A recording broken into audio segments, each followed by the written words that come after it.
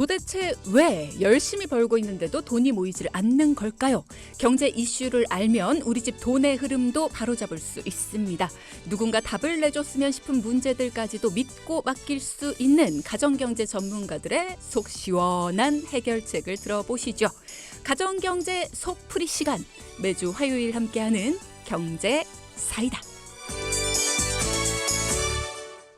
자, 오늘도 돈 문제로 답답한 돈케 여러분의 속을 온수 한 컵 뜨끈하게 마신 것처럼 시원하다 쉽게 이렇게 해결을 해주실 우리들의 반달곰 한정훈 전문가와 함께하겠습니다. 안녕하세요. 안녕하세요. 온수 같은 남자 한정훈 전문가입니다. 자, 오늘은 어떤 주제에 대한 이야기를 나눠볼까요? 네, 오늘은 조금 마음 아픈 기사로 시작을 하려고 하는데요. 3월이 되면 봄과 함께 새학기가 시작이 되잖아요. 그죠. 네, 새학기가 되면은 오늘은 어떤 친구들을 만날까? 또 어떤 선생님은 어떤 분이실까? 설레이는 마음으로 등교했던 기억이 새록새록 나는데요. 하지만 학령 인구 감소로 인해서 올해 입학생이 없는 초등학교가 전국 12개 시도에 157곳이나 된다고 합니다. 전국에 157곳에 초등학생 입학생이 없다라는 얘기잖아요. 거죠. 네. 심각하네요. 네, 맞아요.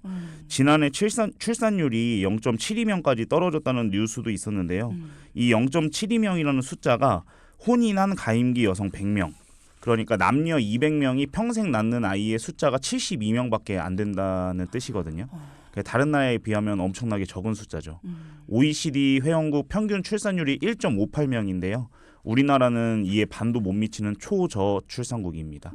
전 세계에서 출산율이 0.7명대인 나라는 전쟁 국가인 우크라이나를 제외하면 우리나라가 유일하다고 해요. 거기다 심지어 서울에도요, 학생이 없어서 폐교를 하는 고등학교가 3군데나 있다라는 뉴스도 봤거든요. 진짜 심각한 뉴스죠. 네, 맞습니다. 이런 인구 감소 문제가 이제는 지방의 일만이 아닌 거죠.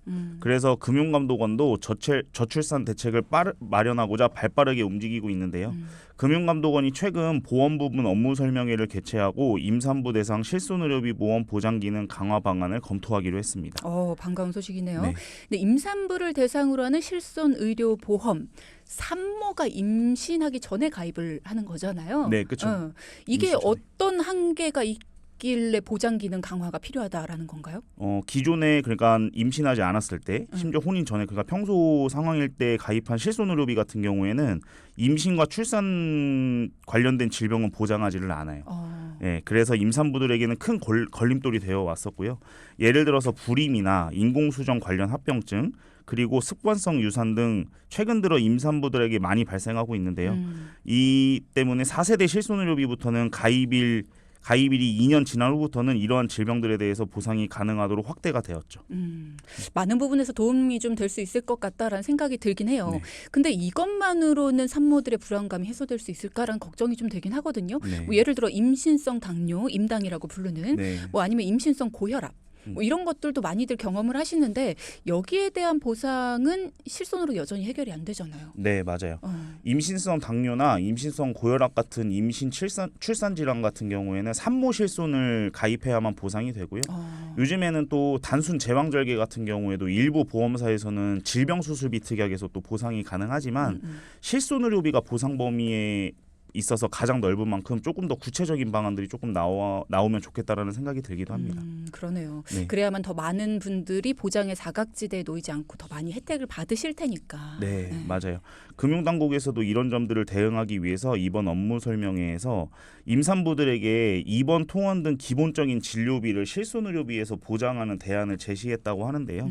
생명보험이나 손해보험협회 중심으로 올해 안에 실손보험 약관을 개정을 하고 보장이 되게끔 검토하고 있다고 합니다. 근데 다만 실손의료비 손해율이 발목을 잡고 있는데요. 네. 업계에 따르면 지난해 9월 기준 1에서 4세대, 그러니까 과거에 있었던 실손부터 현재 실손까지 총 실손의료비 보험 손해율이 118%로 4세대 실손의료비로 개정이 되었음에도 불구하고 손해가 계속 이어지고 있거든요. 그래서 일부 시각에서는 조금 개정이 어려울 수도 있을 것 같다라는 의견들도 있습니다. 그러니까는 고객들이 많이 청구를 하고 있다라는 네, 얘기네요. 그쵸. 회사 입장에선 맞습니다. 손해를 보고 있다. 네, 맞습니다. 빠른 시일 내로 금융당국과 보험회사가 머리를 맞대고 소비자들에게 좋은 정책을 좀 만들었으면 좋겠다라는 생각이 들고요. 그게 또 우리나라 출산율에도 어느 정도는 도움이 됐으면 좋겠다라는 생각도 있네요.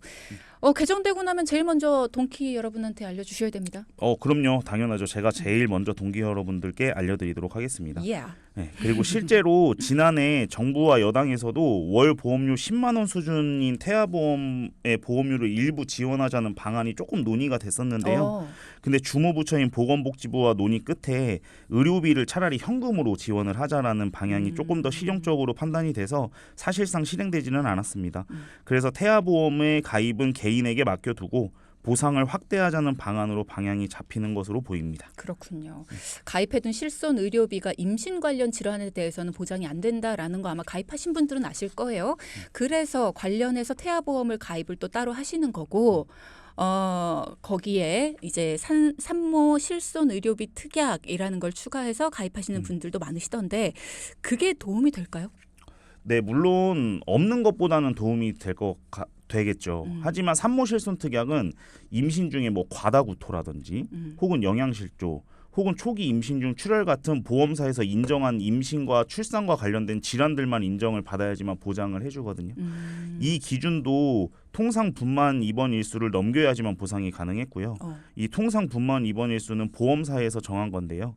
자연분만은 4일, 제왕절개는 8일을 초과해야지만 보상을 받으실 수 있습니다. 되게 세세하게 정해놨네. 네. 실질적으로 산부인과에서 질환이 없으면 통상 분만 입원 일수 안에 퇴원을 하고 산후조리를 하게 되거든요. 질환이 있어서 입원을 하더라도 말씀드렸듯이 자연분만은 4일, 제왕절개는 8일을 제외하고 나머지 입원 일수만 보상을 해주기 때문에 산모와 산모 가족에게는 현실적으로 도움이 되기는 어렵습니다. 그렇구나. 네. 그러면 실제로 질환이 있어서 통상 분만 입원 일수보다 더 입원을 했더라도 입원 일수를 빼고 보상을 해준다는 거예요? 네, 맞아요. 예를 들어서 임신 질환으로 제왕절개를 하고 치료와 회복을 위해서 한 10일 정도 입원을 했다. 이렇게 하면 이런 경우에 10일 전체를 보상되는 게 아니라 통상 분만 일수인 8일을 제외하고 2일만 보상을 하게 됩니다. 네. 같은 맥락의 특약이 이제 4일 이상 입원 일당 이 있습니다. 증권 보시면 입원 일당 특약에 4일 이상 혹은 3일 초과라는 단어가 있는 특약들이 있는데요. 입원 첫날부터 보상되는 것이 아니라 4일째부터 보상이 되죠. 이 특약과 같은 맥락이라고 이해하시면 됩니다. 이런 것도 자세히 봐야 되겠네요. 나중에 네. 왜 이거밖에 안 나와? 이럴 맞아요. 수가 있으니까. 네. 자, 뱃속의 아이의 건강도 중요하지만 산모가 일단 건강해야 건강한 아이를 출산할 수 있죠. 입원한 일수를 빼고 보상을 해주면 좀 억울할 것 같다. 뭐 이런 생각도 들 것 같은데 빠른 시일 내로 이런 문제점들은 좀 바로잡혔으면 좋겠다라는 생각도 듭니다.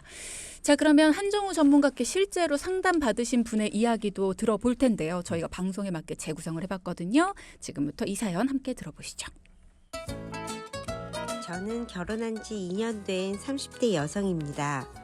최근 저희 부부에게도 축복받을 소식이 생겼는데요. 첫 아이라 불안하기도 하고 급한 마음에 산부인과에서 얼른 태아보험을 가입했습니다. 처음이라 이게 잘 가입한 건지 잘못 가입한 건지도 궁금하고 제가 또 몇 년 전부터 갑상선 약을 먹고 있는데요. 실비 청구를 했더니 부담보가 걸려 있어서 보상이 안 된다고 하는데 이게 언제까지 안 되는 건지도 궁금합니다. 앞으로 뱃속의 아이도 걱정이고 약 먹고 있는 저도 걱정인데 매달 들어오는 수입은 일정하고 앞으로 뱃속의 아이가 자라면 육아휴직도 해야 하는데요. 어떻게 해야 할지 걱정입니다. 자, 일단은 사연 보내주신 동키분 임신 축하드립니다. 축하드립니다. 네. 임신이라는 게 가족의 큰 축복이기도 하지만 또 첫 아이라 걱정도 많으실 것 같아요. 이게 아이를 낳는 거, 아이를 가진 것도 처음이잖아요. 그럼 엄마가 되는 거, 아빠가 되는 것도 처음인데 진짜 떨리실 것 같기도 해요. 근데 일단 이분도 급한 마음에 병원에서 바로 태아보험에 가입을 하셨는데 갑상선 약을 드시고 계시고 이것 때문에 임신 전에 가입했던 건강보험에 부담보가 걸려 있다라고 하는데 전문가님이 확인을 해보셨을 때는 어땠습니까? 네, 직접 상담하면서 동키분의 이야기도 들어보고 가입하신 증권들을 직접 확인을 해봤는데요. 먼저 산모분께서 가입해 두셨던 보험은 어머니 지인분 소개로 가입한 보험이었어요. 당시에 어리지만 갑상선 약을 먹고 있었고 알리루무도 정확하게 고지도 잘 했는데 청구할 때마다 보험금 지급이 안 되니까 불만이 많으셨더라고요. 조건부 계약으로 갑상선에 부담보가 걸려 있던 것은 맞는데 아직 어리고 그리고 앞으로 언제까지 보상을 못 받을지에 대해서 궁금해하셨고요. 걱정되는 갑상선에 대해서 보상을 못 받으면 가입하는 것이 의미가 없다라는 의견이셨어요. 그렇게 보상을 못 받으시다 보니 가입하셨던 설계사님에게 태아보험을 의뢰하기보다는 병원에서 간편하게 가입하신 사례였는데요. 제가 필요하신 갑상선 관련 보상을 받을 수 있게 그리고 급해서 잘 확인하지 못한 태아보험까지 정확하게 설명드리고 문제점들을 해결해드렸습니다. 일단은 갑상선 부담보가 걸려 있다. 이게 무슨 뜻일까? 혹시 모르시는 분들을 위해서 잠깐 설명을 해주신다면요? 부담보라는 거는 조건부 계약이라고 하는데요. 갑상선 부위에 대해서 그러니까 보험회사에서 담보를 안 하겠다. 즉 보상을 안 하겠다라는 기준입니다. 네, 부담보, 그러니까 네. 담보를 하지 않겠다. 라는 이런 겁니다. 뜻이죠. 네. 일단은 산모분에게 따뜻한 봄날 같은 솔루션을 제시해 주셨다라고 하니까 우리 반달곰 활동 제대로 해주셨구나 네. 생각도 드네요. 자, 그러면 이분의 구체적인 보험 상태도 어땠는지 궁금한데요. 네, 먼저 동키분의 보험료는 9만 원대로 30대 초반이 납입하기에는 크게 무리가 없었어요. 하지만 증권을 실제로 받아보고 놀랐는데요. 먼저 많이 언급해드렸던 CI 보험에 가입되어 있었습니다. 네, CI 보험은 아시는 것처럼 중대한 질병만 보상이 가능하시죠. 가입한 지 8년가량 정도 됐는데요. 오래됐네. 네, 그러니까 동키분 나이가 30대 초반인 걸로 봤을 때 가입 당시에는 한 20대 초중반부터 CI 보험을 가입했던 거죠. 게다가 3년 갱신형으로 가입해서 보험료를 평생 납입해야 되는 구조였어요. CI 보험을? CI 보험인데도 3년 갱신형. 아이고. 네, 그러니까 주계약을 제외한 전 특약이 모두 다 3년 갱신형이었고요. 이 계약 안에 실손의료비를 포함하고 있었고 또 말씀드렸듯이 치료 이력이 있었던 갑상선 부위의 부담보, 즉 해당 부위에 보상을 안 해주겠다는 조건부가 보험 전 기간 동안 걸려 있었어요.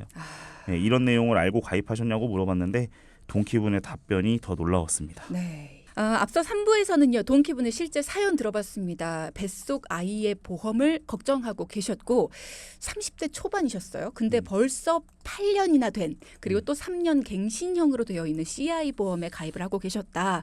또 갑상선 부위에 대한 부담보가 보험 전기간 동안 걸려 있었다. 많은 걱정되는 내용이 있었는데 이런 내용에 대해 알고 계셨어요? 라고 했는데 동키분의 답변이 더 놀라웠습니다. 라고 하면서 3부가 마무리됐단 말이죠. 네. 네, 뭐라고 하셨길래 놀라웠어요? 답변을 하시기 전에 먼저 이 가입하신 연유를 제가 들어봤어요. 또 답변 미루는 거야? 네. 이 보험 가입하기 전에 어린 나이에 갑자기 몸이 안 좋아져가지고 검사를 했더니 갑상선 기능 저하증 진단을 받게 되었고 그리고 약을 꾸준히 먹어야 된다고 진료 결과를 듣고 나서 보험이 준비된 게 없다 보니까 급하게 이제 어머니 친구분한테 연락을 해서 가입하셨다고 했는데요. 근데 여기서 조건부 계약에 대해서 완전히 잘못 알고 계셨어요. 이게 답변이에요. 네. 그러니까 전기간 부담보라고 하는 조건부는 보험 전체 기간을 보장을 안 해주겠다고 설정을 하는 건데 네네. 이 설계사님이 말씀하신 게 5년 동안은 치료 이력이 없으면은 5년 뒤부터는 보상이 가능하다. 근데 여기서부터가 중요해요. 약을 기존에 먹었던 것이니 치료에 해당되지 않고 원래 먹던 약은 꾸준히 먹어도 5년 뒤부터는 보상이 가능하다. 이렇게 답변을 들으셨다고 해주셨어요. 저한테. 그러니까 이렇게 설명을 설계사님이 하신 거죠. 20대 초반에 쭈디가 만약에 이 내용을 들었을 때 어떻게 생각할 것 같으세요? 자, 그러니까 지금 설계사님이 하신 게 약은 기존에도 먹던 거니까 치료에 해당되지 않고 원래 먹던 약은 꾸준히 먹어도 5년 뒤엔 보상 가능해요. 이렇게 얘기를 하셨다는 그쵸, 건데 지금의 저라면 what? 맞아요. 다시 여쭤볼 텐데 네. 그때는 5년 뒤부터는 되는구나. 그러면 뭐 지금 가입해도 뭐 5년 뒤부터는 되니까 할 것 같긴 해요. 이분도 그러셨다는 거죠. 맞아요. 똑같았어요. 무슨 소리인지는 모르겠지만 5년 뒤부터는 된다고 하니까 일단 걱정되니까 가입을 하자. 더 늦기 전에 네. 이렇게 생각을 하고 가입을 하신 거예요. 근데 완전히 틀린 설명이죠. 계속 방송을 들으신 분은 아시겠지만 부담보 조건부 계약은 전기간이라고 설정되어 있으면 5년간 해당 부위나 질병의 단순한 건강검진을 제외한 치료가 단 한 번도 없어야 돼요. 기회는 딱 한 번입니다. 그러니까 사연자분께서는 1년마다 한 번씩 정기검진도 하시면서 약물 치료를 하고 계셨으니까 5년이 지나도 보상이 당연히 되지 않죠. 그러니까 8년 된 실손의료비도 보상이 되지 않으셨던 겁니다. 그 후에도. 그러니까 5년 뒤부터 돼요. 근데 전혀 아닌 거죠. 네. 5년이 지나든 10년이 지나든 맞아요. 20년이 지나든 언제든 안 되는 거잖아요. 보험 전기간에 됐으니까 안 예. 되는 거죠. 이게 진짜 너무 화가 나네요. 음. 게다가 CI 보험에 대해서 저는 좀 화가 나요. 맞아요. 이게 너무 심한 거 아닌가요? 네, 뭐 이런 사실을 알고서는 일단은 설계사님에 대한 신뢰가 이미 깨졌고요. 20대가 갱신형으로 보험을 가입하게 되면 100세까지 3년마다 보험료가 오르면서 납입을 해야 되는 거거든요. 네. 그러니까 평생 내셔야 되는 거니까 만기 때까지. 그러니까 이분의 보험을 100세까지 유지를 한다고 가정했을 때 월에 9만 원씩 정확하게는 77년을 납입을 해야 되거든요. 그럼 평생 납입해야 되는 보험료가 약 8,300만 원이 됩니다. 이 돈 그냥 모읍니다. 예. 거기다가 여기에 갱신보험료까지 포함한다면 안 오른다는 전제 조건에 8,300이고 오른다는 것들을 가정했을 때는 1억 원이 넘는 보험료를 납입을 해야 되겠죠. 지난번에도 언급했던 내용입니다. 어린 나이의 아이들이나 사회초년생들에게 갱신형 보험을 권유하는 거는 진짜 너무한 것 같아요. 게다가 맞아요. 지금 납입해야 될 총금액 따져보니까 1억이잖아요. 네, 1억이죠. 사회초년생들 1억 모으기 얼마나 힘든데 지금 보험료에다 1억을 내라는 거는 지금 너무합니다. 거기다 또 CI 보험이면 보장받기도 굉장히 까다로운. 그죠? 맞아요. 치료를 받고 있던 갑상선도 보장되지 않고 너무한 것 같습니다. 일단 정리 어떻게 해주셨는지 궁금해요. 네, 먼저 가장 문제인 조건부 계약, 그러니까 부담보 계약 문제부터 해결을 해드렸어요. 이제 약을 계속 꾸준히 드시고 계셨지만 뭐 나이라든지 건강 상태를 고려를 했을 때 지금 국내에 판매가 가능한 약 30개 보험회사에 해당 치료 내용을 고지를 하고 심사를 받았는데요. 한 군데 보험회사에서 부담보 조건 없이, 그러니까 보장을 해주는 대신에 약간의 할증, 그러니까 남들보다 보험료를 조금 더 내는 보험료를 납입을 하면 보상을 해주겠다고 해서 실손의료비 가입을 도와드렸어요. 월에 실손의료비는 4세대 실손의료비로 해서 16,000원이었습니다. 그러니까 원래 납입하시던 동 나이대 건강하신 분들보다 조금 더 내는 수준, 한 20-30% 정도. 그리고 종합건강보험은 비갱신형으로 11만 원에 가입을 도와드렸어요. 원래 납입하시던 보험료보다 3만 원 정도가 늘어나긴 했지만 종합건강보험은 20년 납 100세 만기로 비갱신으로 총 납입 보험료가 한 2,700만 원가량 되는데요. 기존 보험을 유지했을 때와 비교하면은 이제 총 보험료는 한 7천만 원 이상을 줄이게 된 효과가 나타났죠. 그러니까 이게 매달 내는 보험료가 3만 원이 늘었다고 이렇게 생각하실 게 아니라 네. 갱신형을 비갱신형으로 바꿨다는 맞아요. 거를 봐야 돼요. 그러니까 총 맞아요. 보험료가 얼마가 줄었냐? 맞아요. 7천만 원을 줄인 겁니다. 네. 사연자분 입장에서는 그리고 갑상선 치료에 대해서도 보장을 받을 네. 수 있다는 거. 네. 내가 지금 약을 먹고 있기 때문에 제일 걱정되는 건 갑상선 쪽일 수도 있거든요. 네. 근데 그 부분도 보장을 받을 수 있다라는 네. 게 일단은 가장 안심이 되실 것 같습니다. 네. 게다가 아직 30대 초반이면 퇴직 전에 보험료 납입을 끝내야 된다. 맞아요. 이 부분이 맞아요. 걱정되실 수 있거든요. 제 속이 다 시원하네요. 네. 뱃속 태아보험 요거는 어땠나요? 태아보험이 더욱더 문제였어요. 태아보험이 30세 만기로 되어 있으면서 보험료를 태아 실손을 포함해서 10만 원가량 내고 계셨는데요. 여기서 주의 깊게 보셔야 할 게 30세 만기입니다.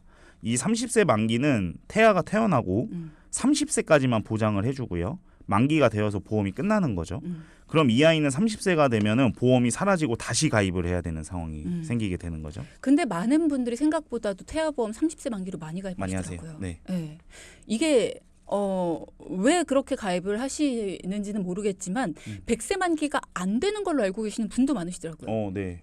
근데 100세 만기 물론 가능하고 이게 당연히 상대적으로는 100세 만기 보험이 출산 후에는 30세 만기 보험보다 조금 더 비쌉니다. 그것 때문에 조금 겁내시고 이제 30세 만기로 하시는 것 같더라고요. 보니까. 네. 근데 동키분처럼 쓸데없이 CI 보험 갱신형 이런 걸로 가입하고 있는 것보다는 훨씬 낫죠. 게다가 아이가 크고 나서 돈 벌어서 본인이 따로 가입을 할 수 있게끔 하면 좋을 것 같다. 이렇게 생각하시는 분들도 꽤 많으신 것 같더라고요. 네, 맞아요. 그렇게 생각하시는 부모님들이 많이 계세요. 근데 그건 아이가 건강하다는 전제 조건이 있어야 돼요. 네. 물론 아이가 아프거나 다칠 거라고 예상은 하지는 않지만 만약에 30세 전에 다치거나 이 동키분 본인처럼 약물 치료를 평생 받아야 하는 질병이 생긴다면 어쩔 수 없이 할증이나 부담보 조건부를 피할 수가 없거든요. 뱃속의 아이는 출산을 하면서 혹시나 선천적인 질병을 갖고 태어날 수도 있고요. 맞아요. 그러면 우리가 보험은 혹시 모를 일에 대비해서 가입을 하는 거다 보니 언제든지 보장이 잘 되게끔 넓은 범위로 가입을 해야겠죠. 먼저 30세 만기인 태아보험을 100세 만기로 바꿔드렸어요. 그리고 당연히 태아의 실손의료비도 가입을 했고요. 보험료는 두 상품 모두 합쳐서 7만 5천 원으로 줄여드렸습니다. 반대로 당연히 보상범위가 넓은 특약들로 구성을 해드렸고요. 네. 산모의 보험 그리고 뱃속 아이의 태아보험까지도 잘 정리를 해주셨습니다. 보장이 안 되던 부위를 보장받으실 수 있게 넓게 정리해드렸고 갱신형은 비갱신형으로 그리고 좁았던 보장 내용 넓게 그리고 이보다 더 좋은 솔루션은 없을 것 같다는 생각까지 들게 해주셨어요. 자, 태아보험 가입할 때 꼭 알아둬야 될 점 이런 것도 좀 정리해 주시면 좋을 것 같네요. 네, 태아보험은 2차 기형아 검사인 22주 전에 가입을 해야지 선천적인 질병에 대해서는 보장 내용을 특약으로 가입하실 수가 있어요. 그래서 큰 축복이 찾아오셨다면 꼭 22주 전에 태아보험을 가입하시기 바랍니다. 네. 마지막 중요한 포인트까지도 알려주셨습니다. 질문 온 거 중에서 이런 얘기가 있어서요. 다이렉트 보험을 누군가 권하고 있는데요. 장단점이 뭘까요? 라고 최현식 님이 물어보시네요. 다이렉트 보험은 일단은 판단을 본인이 하시는 거고 특약 선택도 본인이 하시는 거고 그거에 따른 책임도 본인이 지시는 겁니다. 그러다 보니까 아무래도 이렇게 저희처럼 돈키호테를 계속 청취를 하신다든지 아니면 저희처럼 전문가가 아닌 이상은 다이렉트 보험을 가입하는 거를 권유를 해드리진 않고 장점은 이제 보험료가 당연히 저렴하다는 게 장점이겠죠. 근데 이제 보험이라는 거는 당연히 내가 정당한 금액을 납입을 하고 그 다음에 보장을 정당하게 받아야 되는 건데 다이렉트 보험은 이제 내가 어떤 특약을 받아야 되는지 그리고 어떤 특약을 가입해야 되는지 이런 통계 자료도 많지도 않으실 거고 전문가가 아니시니까 그렇다 보니까 이제 가입하는 게 살짝 조금 불안하실 수도 있을 거예요. 다만 보험료 싸다는 저렴하다는 장점이 있습니다. 그럼 다이렉트 보험이랑 일반 보험이랑 특약이나 이런 것들은 똑같아요? 거의 대동소이합니다. 뭐 조금은 뭐 다를 수는 있겠지만 거의 다 이름이나 아니면 이런 것들도 비슷비슷한 걸로 알고 있고 저도 이제 간혹 가다가 보험료를 비교를 해보려고 다이렉트 보험 뭐 정기보험이라든지 이런 것들 들어가 보면 특약 이름은 다 똑같아요. 근데 이제 상품 이름이 조금 달라질 수도 있다든지 아니면 그럴 수는 있겠죠. 그러면 진짜 선택하실 때 정말 신중하게 잘 하셔야겠네요. 네. 자칫 잘못하면 정말 네. 예, 보장 범위나 이런 것들 맞아요. 꼭 물어보십시오. 잘 모르는 게 있다면 꼭 전문가 도움 받아보세요. 2630님께서 조카가 첫 아이 출산 한 달 남짓 남았는데요. 태아보험 가입을 권장해 봐야 될까요? 이런 질문 주셨어요. 네. 권장을 해드립니다. 왜냐하면은 태아 때부터 방금 말씀드렸듯이 아이가 이제 그러실 일은 없겠지만 이제 아이가 태어나면서 혹시나 뭐 선천적인 기형이라든지 요즘에 또 많거든요. 이게 뭐 혀유착증이라든지 뭐 다지증 이런 것들 생각보다 상당히 많거든요. 그런 걸 이제 갖고 태어나다 보면 치료를 하셔야 되고 그리고 치료를 하고 나서 보험을 가입하시려면 해당 부위의 부담부나 조건부 혹은 할증 같은 게 걸릴 수가 있기 때문에 출산 전에 가입하시는 것을 추천을 드립니다. 네. 자, 이렇게 여러분의 궁금증 해소해봤습니다. 자, 그러면 오늘의 포인트 짚어보죠. 첫째. 조건부 보험 계약 잘 확인하고 가입하자. 네. 둘째. 태아보험은 임신 22주 이전에 꼭 가입하자. 네. 네, 지금까지 경제사이다 우리의 반달곰 한정우 전문가와 함께했습니다. 고맙습니다. 네, 감사합니다. 방송 중에 상담해드리는 내용은요. 청취자 여러분의 올바른 투자 판단을 위해 참고로 드리는 말씀입니다. 금융상품 가입이나 해지 같은 판단은 스스로의 책임으로 결정하셔야 한다는 점 꼭 기억하시기 바랍니다.